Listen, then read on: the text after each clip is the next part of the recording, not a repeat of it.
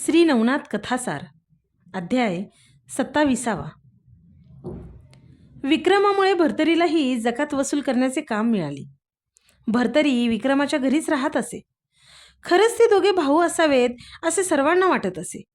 दोघेही बरोबरच चौकीवर जात असत, पहाऱ्याचे काम करीत असत. त्या अवंती नगरीच्या राजाचे नाव शुभविक्रम होते. एकदा शुभविक्रमाने आपली कन्या सुमेधावतीला राजसभेत बोलवले. तिला आपल्या जवळच्या सिंहासनावर बसवले.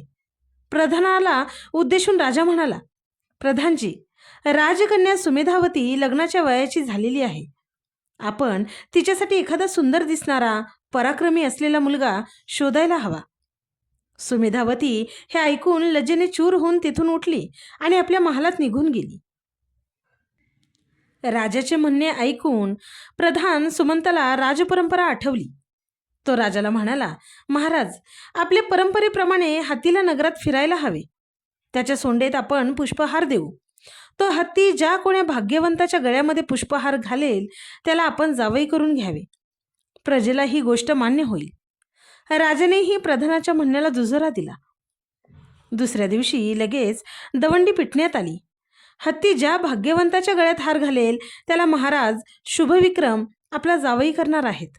हो, सर्वांना ही दवंडी ऐकून आनंद झाला.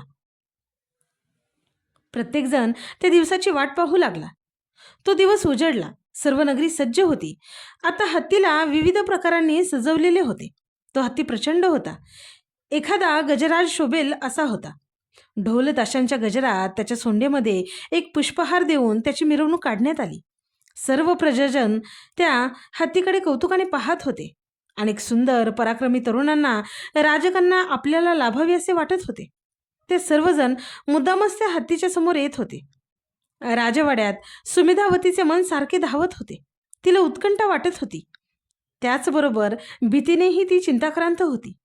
हत्ती कोणाच्या गळ्यात हार घालेल त्याची काहीच शाश्वती नव्हती. म्हणून ती हत्तीने खरोखरच सुंदर व पराक्रमी तरुणाच्याच गळ्यात हार घालावा यासाठी मनोकामना करत होती. हत्ती संपूर्ण नगर फिरून नगराच्या बाहेर आत येणाऱ्या, आतून बाहेर जाणाऱ्या द्वारावर गेला. ती नगराची वेश होती. तोपर्यंत त्याने कोणत्याही तरुणाच्या गळ्यात हार घातला नाही. वेशीजवळच्या जकात चौकीवर येताच तो तेथेच थांबला. हत्ती सोंडवर करून त्या चौकीतल्या लोकांकडे पाहू लागला. राजा स्वतः हत्तीच्या मागोमाग येत होता. त्याने हे पाहताच चौकीतील सर्व लोकांना खाली बोलवले. एक एक करत सर्व लोक खाली उतरू लागले. भर्तरी व त्याच्या पाठोपाठ विक्रम हे सर्वात शेवटी उतरले. विक्रम खाली उतरताच हत्ती लगेच पुढे झाला. त्याने आपली सोंड खाली केली आणि आपल्या सोंडेतील हार विक्रमाच्या गळ्यात घातला. आपली सोंड त्याने लगेच वर करून मोठा चित्कार केला. सर्वत्र टाळ्यांचा पाऊस झाला. विक्रमला क्षणभर काही सुसेनासे झाले. भर्तरी त्याच्या शेजारीच होता. त्याने लगेच विक्रमाला प्रेमाने आलिंगन दिले. राजा, प्रधान व इतर मंत्री हत्तीने गळ्यात हार घातलेल्या भाग्यवान विक्रमाजवळ आले. राजाला पाहताच विक्रमाने खाली वाकून राजाला नमस्कार केला. त्याच्या या कृतीने राजाला आनंद वाटला. राजाने विक्रमाला वर उठवून नाव विचारले. त्याने आपले नाव विक्रम असल्याचे सांगताच त्याला अजून आनंद झाला. तो लगेच दाद देत म्हणाला, वा, माझेच नाव आहे तर. राजा विक्रमाचे संभाषण एवढ्यावर थांबले. वाद्यांचा महागजर सुरू झाला. वाजत गाजत विक्रमाला राजमंडपात नेण्यात आले. विक्रमाच्या सर्व सहकाऱ्यांना खूप आनंद झाला. भर्तरीने तर धावतच घरी जाऊन ही आनंदाची बातमी घरात सांगितली. विक्रमाच्या आईला व कमठाला अत्यानंद झाला. आता आपल्याला राजवाड्यात जावे लागणार हे गृहीत धरून वृद्ध कमठाने त्यात चांगले कपडे घातले आणि तो आपल्याला राजवाड्यातून केव्हा निरोप येतो याची वाट पाहू लागला. राजाने जेव्हा विक्रमाच्या जातीची चौकशी केली तेव्हा तो कमठ कुंभाराच्या घरी राहतोय एवढे त्याला सांगण्यात आले. अधिक चौकशीसाठी त्याने कमठाला बोलवणे पाठवले. राजसभेतील लोक मात्र आपापसात कुजबुजू लागले. कुंभाराच्या मुलाने नशीब काढले. हत्तीने घातलेला हार भलत्याच जातीतल्या तरुणाच्या गळ्यात पडल्याने राजा आता काय निर्णय घेणार याची सर्वांना उत्सुकता लागून राहिली.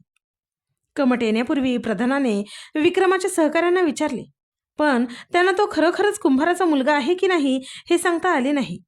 कमट येताच सभामंडपातील लोकांची कुजबुज क्षणात थांबली. सर्वत्र निशब्द शांतता पसरली. राजाने कमटाला विक्रमाबाबत विचारले तेव्हा कमट उत्तरला, महाराज, विक्रम हा कुंभार जातीचा नाही. त्याची आई सत्यवती हिला मी मुलगी मानली आहे. मथुरेचे राजे सत्यवर्मा याची सत्यवती ही मुलगी आहे. ती राजकन्या आहे. कमटाच्या बोलण्याने राजाला आनंद झाला, पण त्याचा विश्वास बसला नाही.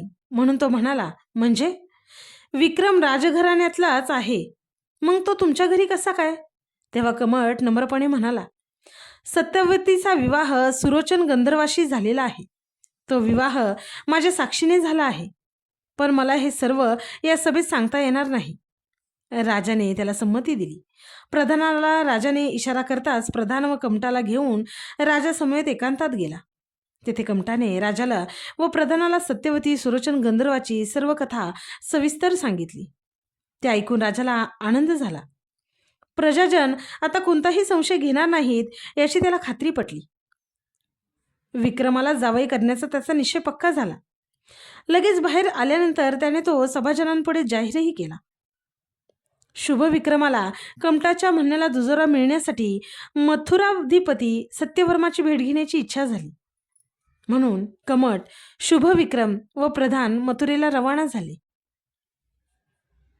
कमट अवंती राजाच्या आगमनाची वार्ता देण्यासाठी पुढे गेला. त्याने मथुरेचे राजे सत्यवर्मा यांची एकांतात भेट घेतली. त्यांना सत्यवतीची खुशाली सांगितली. तो राजाला म्हणाला, महाराज, विक्रम हा सुरोचन गंधर्वाचा पुत्र असला तरी माझ्या घरी वाढल्यामुळे त्याला सर्वजण कुंभार समजतात. अवंतीचे राजे आपल्या प्रधानासह या सर्व गोष्टींची शहानिशा करण्यासाठी जातीने आले आहेत. त्यांना त्यांची मुलगी सुमेधावती विक्रमाला द्यायची आहे, म्हणून ते स्वतः आपल्याला भेटणार आहेत. राजाने कमटाकडून अधिक माहिती सर्वांची ख्याली खुशाली विचारून घेतली. तेवढ्यात अवंतीचे राजे शुभविक्रम आल्याची वर्दी आली. तेव्हा राजा सत्यवर्मा सभामंडपात गेला. दोन्ही राजांनी प्रेमाने व मानाने एकमेकांची भेट घेतली. नजराने देणे घेणे झाले. सत्यवर्मा राजाने सत्यवती ही आपलीच कन्या आहे, विक्रम हा तिचा मुलगा आहे व सुरोचन गंधर्व हा विक्रमाचा पिता आहे असे शुभविक्रमाला स्पष्टपणे सांगितले. ते ऐकून त्याचा संशय पूर्णपणे संपला. त्यानंतर शुभविक्रम व त्याच्याबरोबर सत्यवर्मा राजाही अवंतीला आला. दोन्ही जणांनी सत्यवतीची भेट घेतली. खूप वर्षानंतर झालेल्या वडिलांच्या या भावी व्याह्यांच्या भेटीने तिला खूप आनंद झाला. त्या भेटीत सत्यवर्माने प्रथमच आपल्या नातवाला विक्रमाला पाहिले. सत्यवर्माला मुलगा नसल्याने त्याने आपले राज्य नातू विक्रमाला दिले. मथुरेचा राजा म्हणून विक्रमाचा राज्याभिषेक झाला. त्यानंतर मोठ्या समारंभात सुमेधावती विक्रमाचा विवाह संपन्न झाला. तेव्हाही भर्तरीला राजा विक्रम अजिबात विसरला नाही. त्याने भर्तरीला युवराजपद दिले. लग्नानंतर राजा विक्रम मथुरा आणि अवंती या दोन्ही पुण्यनगरींवर राज्य करू लागला. विक्रमाच्या लग्नानंतर काही दिवसांनी अवंतीच्या प्रधान सुमंताच्या मनात भर्तरीला आपला जावई करण्याचा विचार आला. विक्रम भर्तरीला भाऊ मानत होता. भर्तरी युवराज होता, तो गुणी होता. त्यामुळे प्रधानाला आपली मुलगी पिंगला त्याला देण्याची इच्छा झाली होती. त्याने पिंगलेला विचारून तिचा होकार मिळवला होता. त्यानंतर प्रधानाने आपली इच्छा शुभविक्रम व विक्रम यांना सांगितली. त्यांनीही आनंदाने याला संमती दिली. परंतु भर्तरीच्या जातीसंदर्भात शंका निघाली. त्यासाठी शुभविक्रमाने भर्तरीला बोलावून प्रधानाची इच्छा सांगितली आणि त्याला त्याच्या आई वडिलांविषयी विचारले. तेव्हा प्रधान विक्रम हेही तेथेच होते. ते ऐकून घेतल्यानंतर भर्तरी त्यांना म्हणाला, मला जयसिंग व रेणुका या भाट दाम्पत्याने वाढवले, परंतु माझा जन्म कोणत्याही स्त्रीपासून झालेला नाही. मी सूर्यपुत्र आहे. माझा जन्म पर्वतातील एका गुहांमध्ये भर्तरी पात्रात झाला आहे. त्याचे बोलणे ऐकून तिघेही जण आश्चर्यचकित झाले. त्याच्या बोलण्यावर त्यांचा विश्वास बसला नाही. त्याला आपली जात माहीत नसल्यामुळे तो असं खोटं सांगतो आहे असे सर्वांना वाटले. तिघांच्या चेहऱ्यावरील अविश्वासाचा भाव ओळखून भर्तरी पुढे सांगू लागला, जन्मतच मला एका हरणीने वाढवले. तिच्यासोबत मी जंगलात राहत असल्यामुळे मला सर्व पशुपक्ष्यांची भाषा समजते. माझे पालक माता पिता रेणुका जयसिंग यांचा चोरांनी घात केल्यानंतर मी व्यापाऱ्यांबरोबर येथे आलो. अवंती नगराच्या जकात चौकीपासून विक्रमाने मला भाऊ मानून आजपर्यंत सांभाळले आहे. मी सांगित असलेले आपणाला खोटे वाटत असेल तर मी माझ्या पित्याची आणि प्रधानांची भेट घडवून देतो.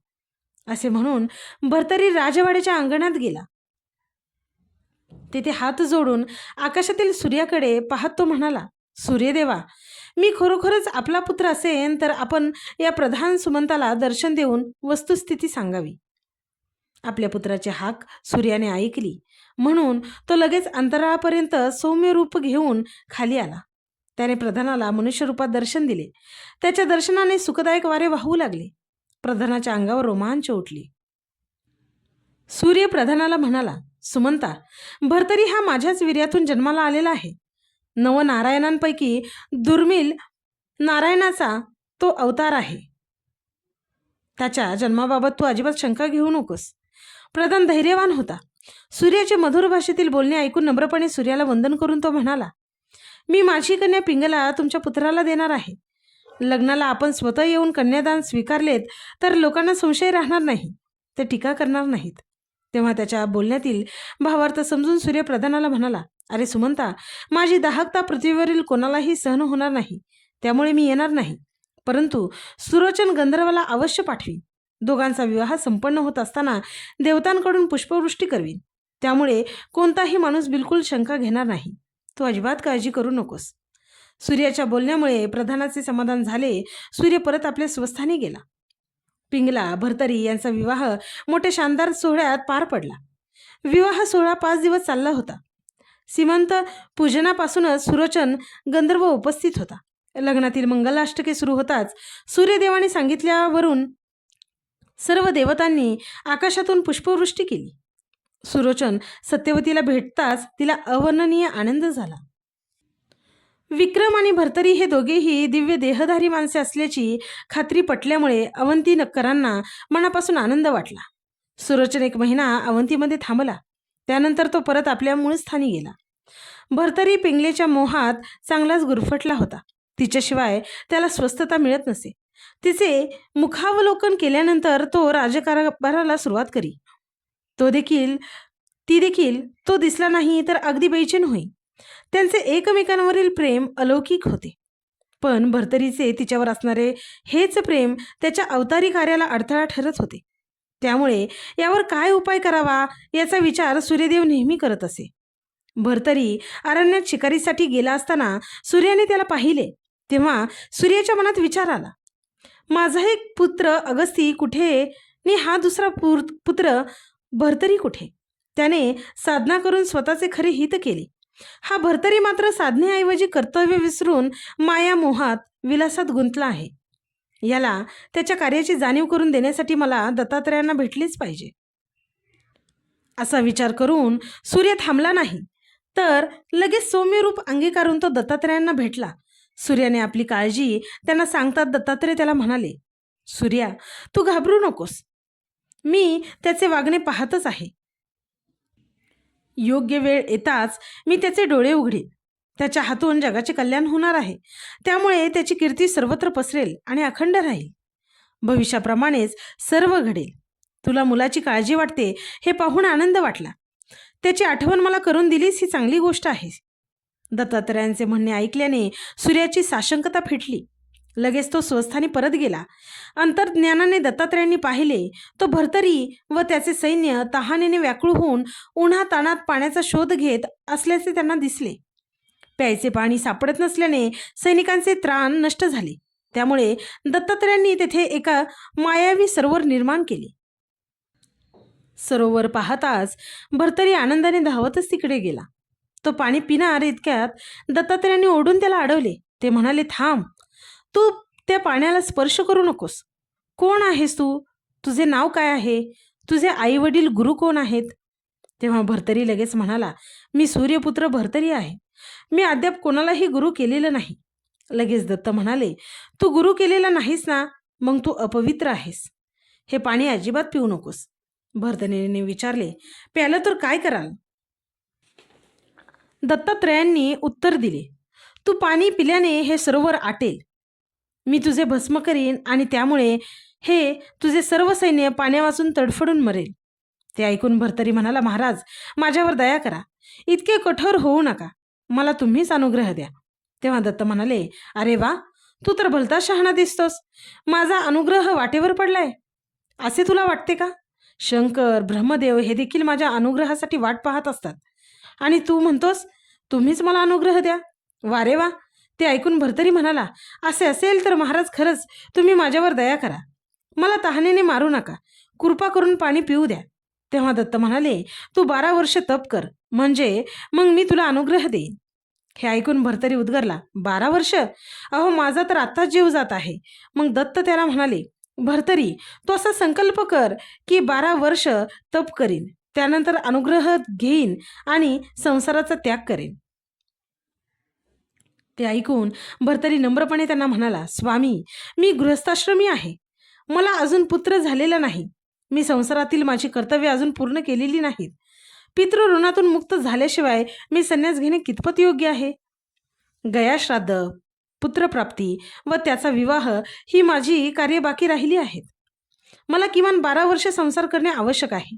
स्वामी, मला खरंच खूप तहान लागलेली आहे. पिऊ द्या ना मला पाणी. तेव्हा दत्त म्हणाले, ठीक आहे, 12 वर्षानंतर संसार त्याग करून तप करशील असा संकल्प माझ्यासमोर कर. भर्तरीने दत्तात्रयांना नमस्कार केला आणि तसा संकल्पही केला. त्यानंतर दत्तात्रयांनी त्याला जवळ बोलावून त्याच्या कानात गुरुमंत्र सांगितला. त्याला पिण्यासाठी पाणी दिले. त्याच्या मस्तकावर आपला वरदहस्त ठेवून आपण अत्रिपुत्र दत्त असल्याचे त्याने सांगितले. त्यानंतर सरोवरासह ते अंतर्धान पावले. भर्तरी आश्चर्याने थक्क झाला. त्याला ही कसली माया आहे असा विचार पडला. त्यानंतर लगेच त्याने सैन्य तहानलेले असल्यामुळे सैन्याला प्यायला पाणी मिळावे यासाठी दत्तात्रयांचा धावा सुरू केला.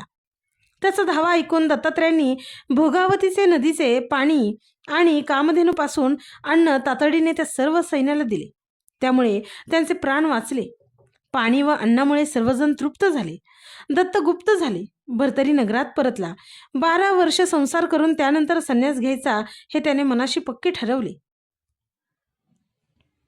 फलश्रुती. या अध्यायाच्या नित्यपठनाने वा श्रवणाने हरवलेली वस्तू सापडेल.